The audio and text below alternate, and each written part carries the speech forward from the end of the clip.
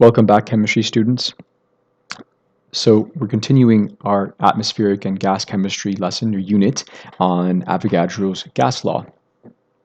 Now, this is in addition to the gas laws we have already gone over. I didn't include this because it would have made that already lengthy lesson even longer. So this is a short one, nice reprieve from the last longer one. So let's continue with Avogadro's gas law.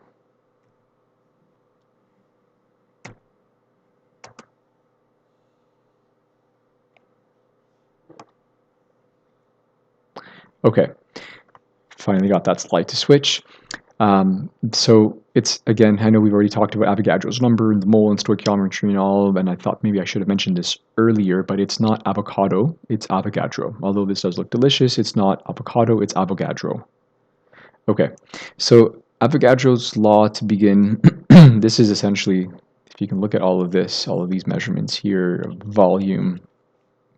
Right now, just before we talk anything about the explanation here, let's just look at what these measurements show us. So at a volume of 22.4 liters for each of these gases, helium, nitrogen gas, methane gas, at a pressure of 1 atmosphere, so that's 1.3 kilopascals, at a temperature in Celsius, not Kelvin, but a temperature of 0 degrees Celsius for all of them. So given all of these conditions, all of these measurements being the same, now that won't be the same, of course, because we have a mass, different masses, right? Because they do have different molar masses and different densities and all. But here we have a mass of 4 grams for helium, 28 for nitrogen, and 16 for methane. Okay, so these are different, as you would expect them to be, because they are different gases. Notice this last part, though. This part's important. So these numbers, if you recall, these are Avogadro. This is Avogadro's number, 6.02 times 10 to the 23. So these are the number of gas molecules for each of these. So in other words, 1 mole, which we know to be 6.02 times 10 to the 23, so 1 mole of helium at a certain given condition. These are certain conditions.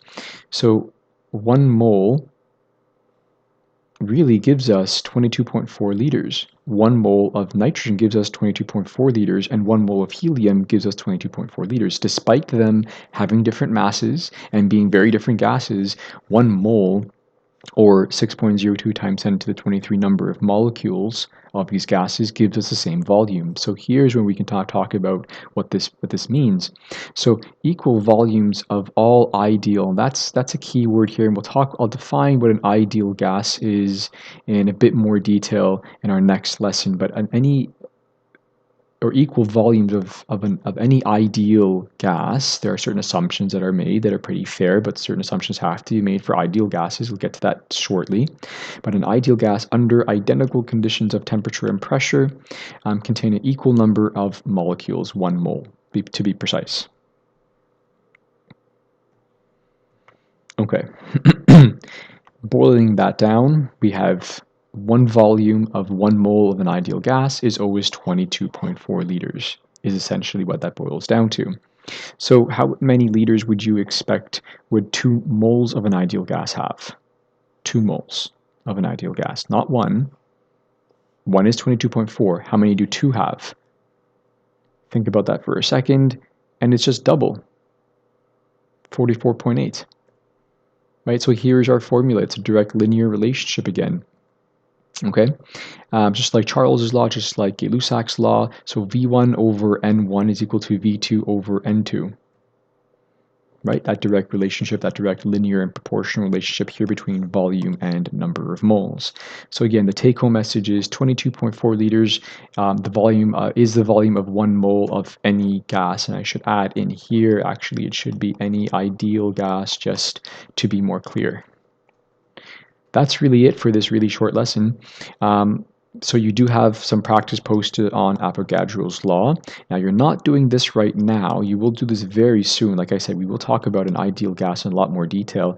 But this part here, I wanted to make sure to mention for all of the practice that's posted. So there is an incorrect, what's called a gas constant. That's going to come up very shortly in the next video.